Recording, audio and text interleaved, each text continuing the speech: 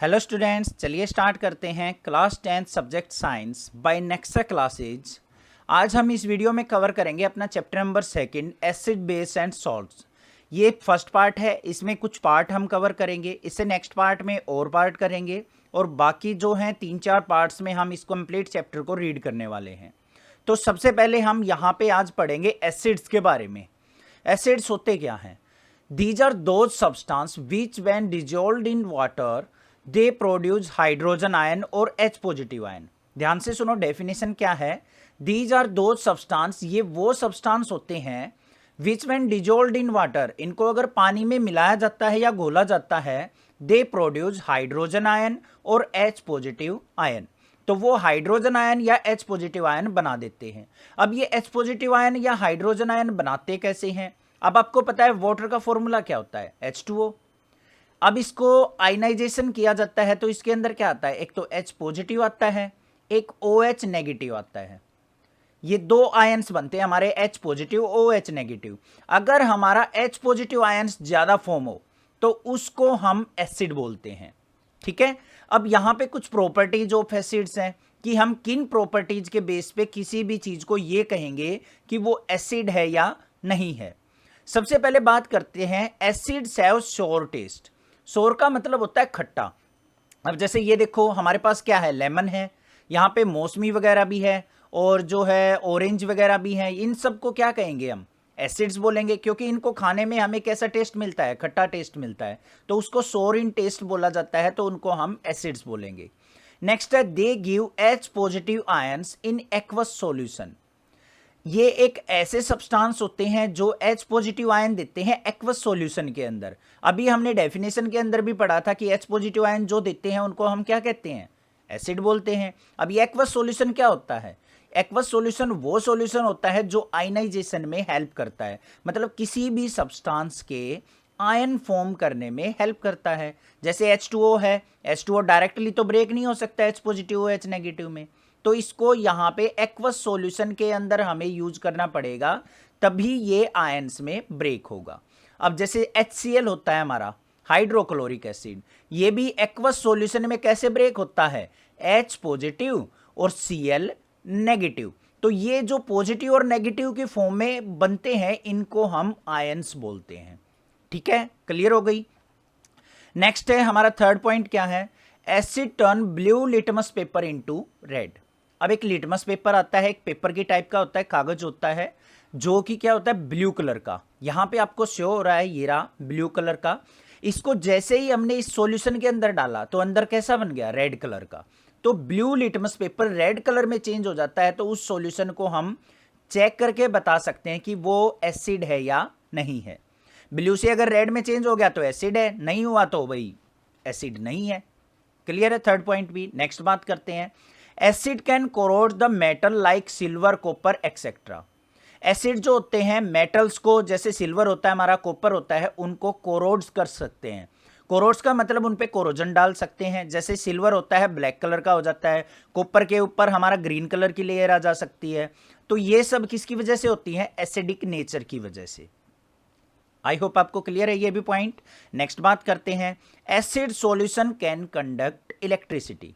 अब acidic solution जो भी होगा ना हमारा, उसके अंदर से इलेक्ट्रिसिटी इजिली पास हो जाती है।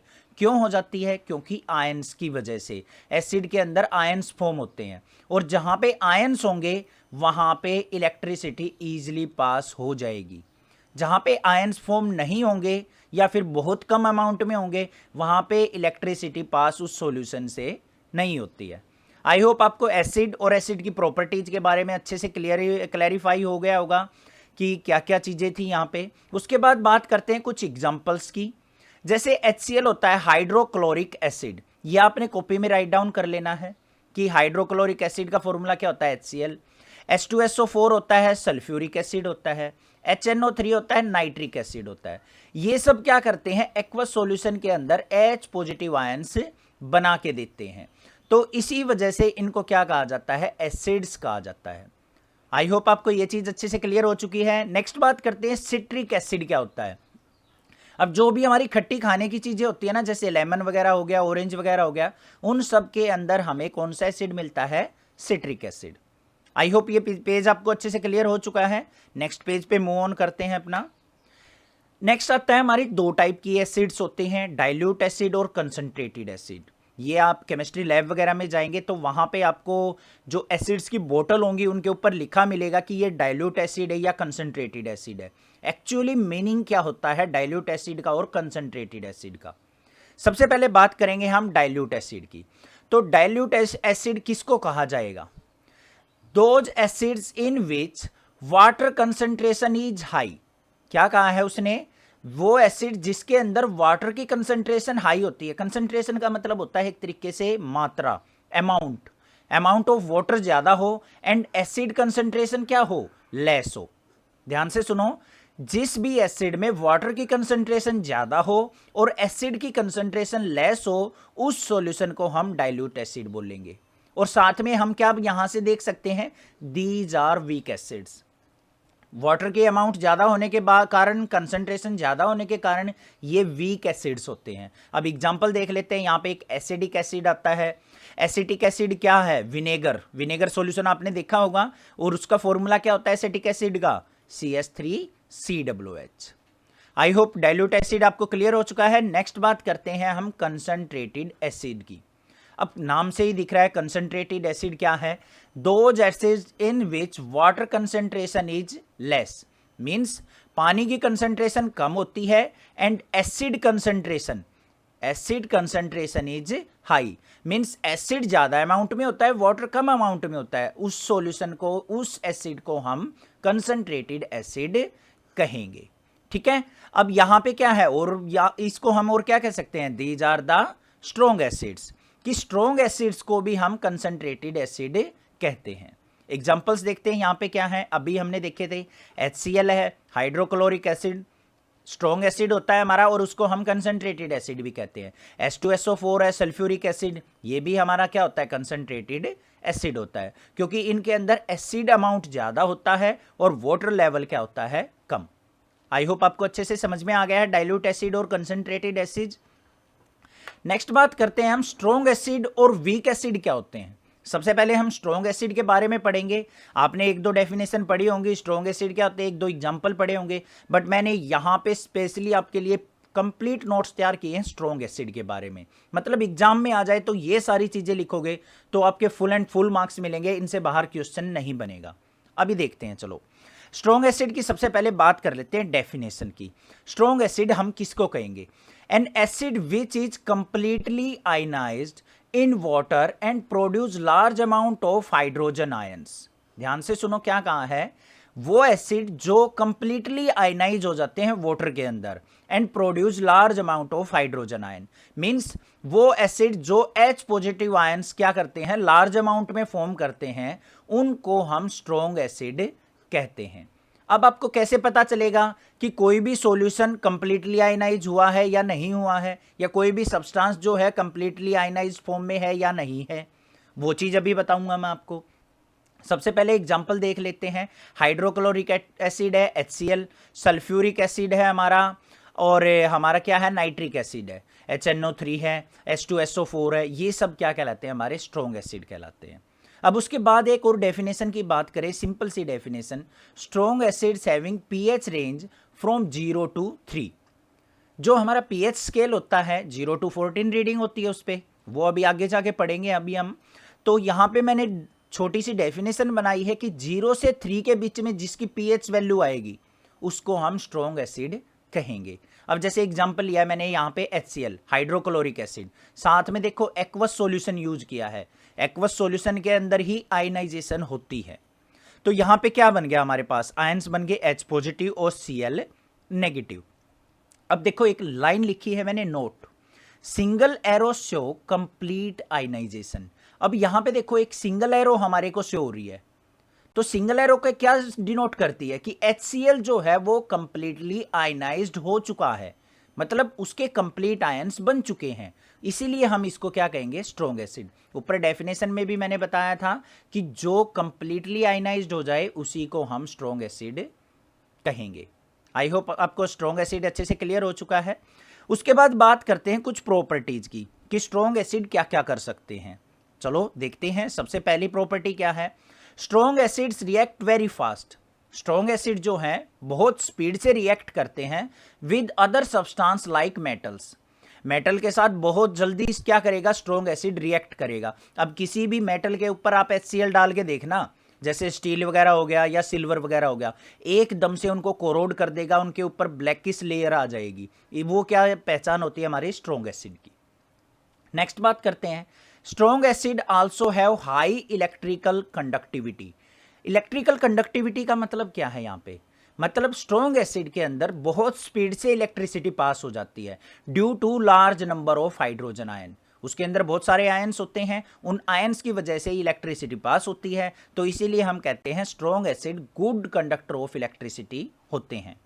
अब एग्जाम में क्वेश्चन कैसे आ जाता है कि strong acid good conductor of electricity क्यों होते हैं। अभी आपको इस लाइन से क्लियर हो गया होगा, due to large number of hydrogens ion strong acids are good conductor of electricity. I hope आपको क्लियर है। नेक्स्ट बात करते हैं, strong acids are good electrolytes. अब इलेक्ट्रोलिटिक सॉल्यूशन के बारे में आपने पढ़ा होगा, आगे भी आएगा, वहां पे देखेंगे। तो मैंने यहां पे बताया स्ट्रॉन्ग एसिड जो होते हैं गुड इलेक्ट्रोलाइट्स होते हैं।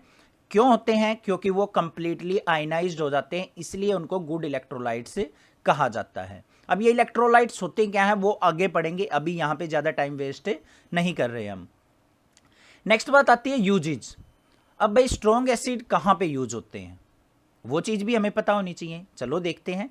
Sulphuric acid is used in manufacturer of fertilisers like ammonium sulphate.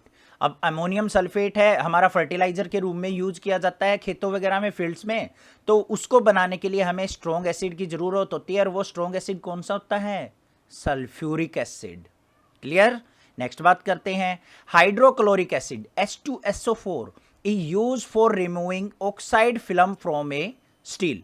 अब स्टील के ऊपर क्या होता है, ऑक्साइड की लेयर बन जाती है, ऑक्सीडेशन होके उसके ऊपर क्या हो जाता है, कोरोजन हो जाता है एक तरीके का।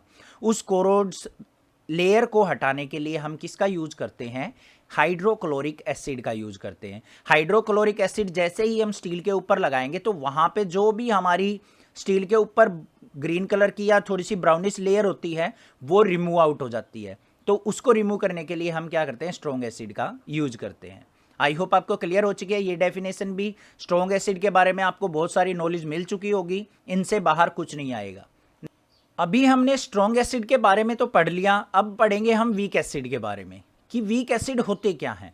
यहां पे देखेंगे सबसे पहले डेफिनेशन क्या है, N acid which is partially ionised in water and produce small amount of hydrogen ions. देखो ध्यान से क्या कहा है, वो एसिड जो पार्शली आयनाइज्ड होते हैं, पार्शली आयनाइज्ड का मतलब कम अमाउंट में आयनाइज्ड होते हैं in water and produce small amount of hydrogen ion, और जिसके अंदर कम अमाउंट में हाइड्रोजन आयन बनते हैं उनको हम वीक एसिड कहते हैं। अब बात कर लेते हैं पीएच रेंज की। Weak acids having pH range from 5 to less than 7। अब जिस भी एसिड की वैल्यू 5 से ग्रेटर और 7 से लेस होगी उनको हम वीक एसिड की कैटेगरी में रखते हैं। अब यहाँ पे एग्जाम्पल देख लेते हैं कुछ क्या है। एसिटिक एसिड होता है हमारा, कार्बोनिक एसिड होता है, ये सब क्या कहलाते हैं, हमारे वीक एसिड कहलाते हैं। अब यहाँ पे मैंने एक एग्जाम्पल लिया है CH3COOH, एसिटिक एसिड है हमारा, वीक एसिड है। अब इसको क्या किया मैंने, एक्वस सॉल्यूशन के अंदर आयनाइजेशन देखा इसका, तो क्या आया मेरे पास, CH3COO नेगेटिव और H पॉजिटिव। अब आप ये कहोगे सर H पॉजिटिव तो यहां पे भी बन रहा है, हमें कैसे पता चलेगा कि ये स्ट्रॉन्ग एसिड है या वीक एसिड है, तो यहां से पता चलेगा। देखो नोट देखो क्या है, double arrow show partially ionisation. जहां पे भी ये डबल एरो शो कर रही होगी ना, उसका मतलब है कि वो कंप्लीटली आयनाइज नहीं हुआ है। अब कंप्लीटली आयनाइज नहीं हुआ है तो वो क्या होगा हमारा, वीक एसिड। कंप्लीटली आयनाइजेशन किससे शो होता है, सिंगल एरो से। आई होप आपको समझ में आ गया, आप देखते ही बता सकते हो इक्वेशन से भी कि वो वीक एसिड है या स्ट्रॉन्ग एसिड है। उसके बाद बात करते हैं कुछ प्रॉपर्टीज की कि वीक एसिड्स हमारी किस किस काम आते हैं, क्या क्या कर सकते हैं और क्या उनसे हमें उनके यूजेज होते हैं, वो देख लेते हैं। सबसे पहले बात करते हैं वीक एसिड्स क्या हैं। अब बात करते हैं उनकी प्रॉपर्टीज की। प्रॉपर्टीज क्या है यहां पे कुछ वीक एसिड्स की। देखो सबसे पहली प्रॉपर्टी क्या है, weak acids react slowly with other substance like metals etcetera. अब जैसे स्ट्रॉन्ग एसिड थे, मेटल्स के ऊपर डाले, साथ के साथ उसको कोरोड कर देते हैं। तो वीकली एसिड ऐसे नहीं होते हैं। वीक एसिड्स क्या करते हैं, धीरे धीरे क्या करते हैं, मेटल के ऊपर इफेक्ट शो करेंगे। ठीक है, उसके बाद बात करें नेक्स्ट पॉइंट की, weak acids also have less electrical conductivity due to less number of hydrogen ion. अब भाई वीक एसिड के अंदर हाइड्रोजन आयन कम बनते हैं, आयन्स कम होंगे तो इलेक्ट्रिसिटी भी कम पास होगी, आयन्स ज्यादा होंगे तो उसके अंदर इलेक्ट्रिसिटी क्या होगी, ज्यादा पास होगी और जल्दी पास होगी। ठीक है, ये चीज भी समझ में आ गई। नेक्स्ट है, weak acids are weak electrolytes. अब इलेक्ट्रोलिटिक सॉल्यूशन बनाते हैं हम, वहां पे हम वीक एसिड का यूज नहीं करते हैं, क्योंकि इलेक्ट्रोलिटिक सॉल्यूशन में हमें स्ट्रॉन्ग एसिड चाहिए होता है, वही हमें कंप्लीट आयनाइजेशन देता है। तो वीक इलेक्ट्रोलाइट्स में हम वीक एसिड का यूज करेंगे, और जहां पे हमें स्ट्रॉन्ग इलेक्ट्रोलाइट चाहिए वहां पे हम स्ट्रॉन्ग एसिड का यूज करेंगे। ठीक है, उसके बाद बात करते हैं यूजेज। वीक एसिड का यूज कहां होता है, these are used in preservation of acidic foods. जो भी एसिडिक फूड्स होते हैं हमारे, उनको प्रिजर्व करने में, रखने में, स्टोर करके रखने में हम किसका यूज करते हैं, वीक एसिड्स का यूज करते हैं। लॉन्ग टर्म के लिए हम उनको रिजर्व कर सकते हैं। नेक्स्ट है, weak acids are anti microbes. ये मोस्ट इंपॉर्टेंट पॉइंट है कि वीक एसिड्स जो होते हैं एंटी माइक्रोब्स होते हैं। माइक्रो ऑर्गेनिज्म जो होते हैं ना हमारे, उनको दूर करने में, उनको हटाने में हम किसकी हेल्प लेते हैं, वीक एसिड्स की हेल्प लेते हैं। तो एसिड के बारे में आपको यहाँ पे कुछ अच्छी बातें क्लियर हो गई होंगी, स्ट्रॉन्ग एसिड, वीक एसिड के बारे में, उनकी टाइप्स के बारे में। अभी हम नेक्स्ट वीडियो में इनकी प्रॉपर्टीज पढ़ेंगे, केमिकल प्रॉपर्टी, फिजिकल प्रॉपर्टीज, और जो भी है थोड़ा बहुत एसिड्स के बारे में रहता होगा वो नेक्स्ट पार्ट में कवर करेंगे। आई होप आपको वीडियो अच्छे से समझ में आ गई होगी। कोई भी डाउट किसी प्रकार का लगे तो आप मुझे कमेंट करके पूछ सकते हैं। अदरवाइज चैनल को सब्सक्राइब कीजिए, लाइक कीजिए और बहुत सारा शेयर कीजिए। Thank you students for watching this video. Thanks.